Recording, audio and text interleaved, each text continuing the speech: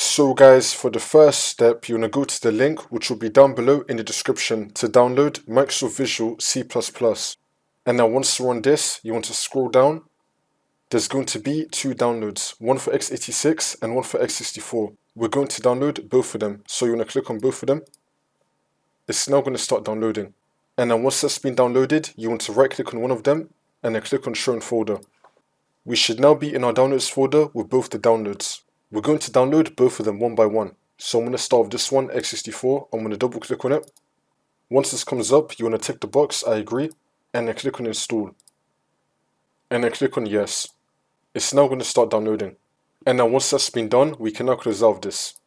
Now for the next one, double click on it. And then do the same thing. You want to tick the box, and then click on install, and then click on yes. Wait for this.